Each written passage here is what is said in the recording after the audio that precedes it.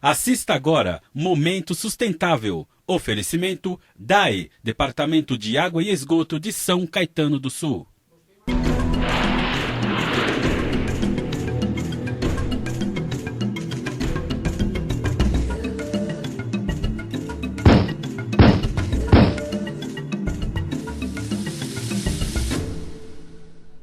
Olá, Momento Sustentável no ar. Neste programa, o arquiteto Ennio Moro nos apresenta um local erguido em São Caetano de forma ecologicamente correta. Pois é, o princípio das construções verdes se aplica tanto em residências quanto em espaços públicos como o SECAP, doutora Zilda Arnes. Saiba mais a partir de agora.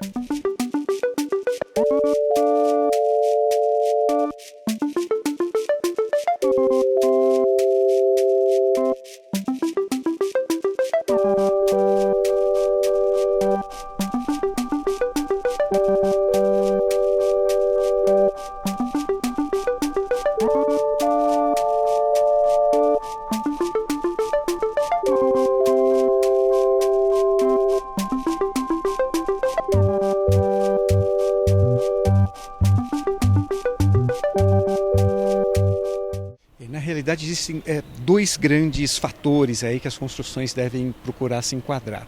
O primeiro delas são cuidados em relação ao projeto de arquitetura, que tem que atender a uma série aí de requisitos, e também as tecnologias que são utilizadas na obra. Então, esses são os dois grandes campos, né? Então, nós temos esses dois grandes campos, né, de importância, que é o campo do projeto de arquitetura e o das tecnologias, tá bom?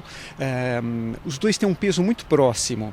Então, para um projeto novo, é sempre bom que tenhamos aí uma ponderação desses dois campos. Para os projetos que já existem, a gente vai ter que trabalhar mais com a questão dos materiais, das tecnologias mesmo, né? Então, em relação ao projeto, a gente tem que ter uma ligação muito grande com a natureza, mas uma ligação, não estou falando nada holístico, nada disso, uma ligação real com a natureza, ou seja, tem que ver bem a posição de sol, a posição, os ventos predominantes, onde tem mais ruídos na cidade, e tudo isso um bom projeto pode ajudar. Por exemplo, ter grandes janelas para evitar a utilização de iluminação durante grandes períodos do dia, eu ter aberturas para permitir ventilação e não precisar usar ar-condicionado, tem que ter a escolha de materiais também de uma maneira muito, muito adequada, ou seja, a própria modulação, quer dizer, se eu trabalhar com uma construção modulada, eu consigo diminuir muito o desperdício de materiais, porque eu vou fazer tudo em função de uma modulação que a própria indústria da construção civil acaba entregando para a gente. Então, essas são características que no computador os arquitetos, os projetistas devem resolver.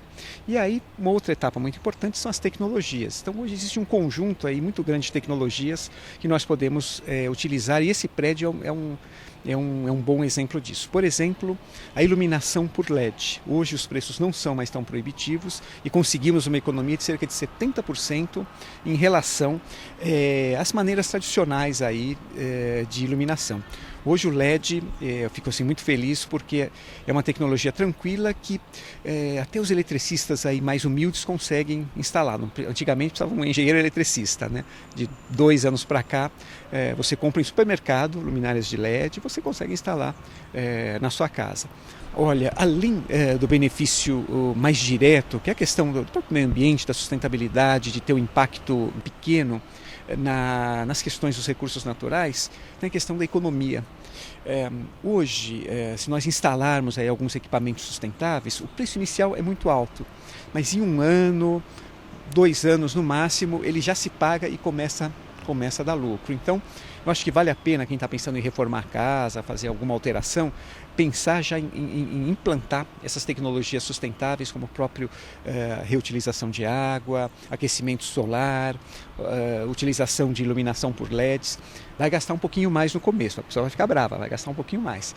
Mas em 1 ano e pouco, esse sistema se paga e depois você deixa de gastar um bom dinheiro com essas coisas. Então, acho uma coisa muito importante. E o Ennio lembra ainda que o prédio aqui do Centro de Capacitação dos Profissionais da Educação de São Caetano já prevê o reuso de água e a utilização de energia solar. Basta que o poder público coloque isso em prática e, claro, conserve o que já existe. Esse prédio ele tem toda a infraestrutura para que nós façamos isso, mas na época não foi feito porque o preço ainda estava muito proibitivo. O que o painel faz? O painel ele transforma energia solar em energia elétrica, ajudando a diminuir também o consumo de energia, que é algo fantástico também. Outra solução muito bacana que a prefeitura hoje recomenda até para os empreendedores privados, recomenda uma recomendação obrigatória, tem que fazer, senão a gente não aprova lá na prefeitura, é a retenção de água de chuva. Hoje todos os novos imóveis, todos os novos prédios devem ter cisternas, caixas d'água subterrânea, que elas vão armazenar água de chuva e depois, quando passa a chuva, ela devolve essa água para uma outra reservação que serve para limpar a calçada, serve para regar plantas, serve para trabalhar com isso daí. Então, eu identifico que hoje existe sim uma preocupação grande da prefeitura com a questão da sustentabilidade, mas ainda estamos nos primeiros passos para transformar isso em realidade. Hoje, o grande desafio é ampliar essas políticas de sustentabilidade. Hoje não existe um marco legal claro, nem na prefeitura, nem no governo do estado, muito menos no governo federal, que direcione todas essas ações. Então, as ações ainda são pontuais. Então, eu acho que uma coisa que a gente deveria, de alguma maneira, fazer, São Caetano, o próprio governo estadual, o governo federal, é ter uma maneira mais sistematizada essas políticas ambientais. Então, essa eu acho uma questão aí fundamental. E uma segunda questão é a questão da manutenção. É uma coisa que aqui na prefeitura é um desafio muito grande a gente fazer uma manutenção correta, uma manutenção preventiva das edificações.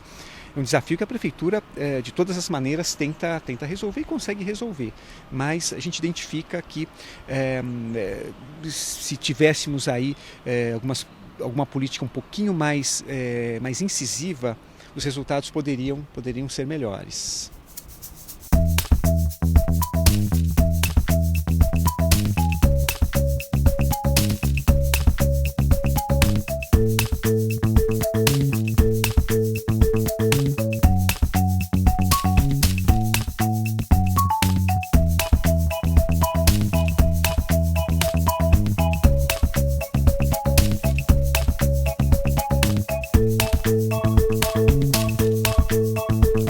A gente se vê na próxima semana com outras dicas e práticas sustentáveis. Inclusive, vamos conhecer um projeto muito bacana de educação ambiental. Até lá!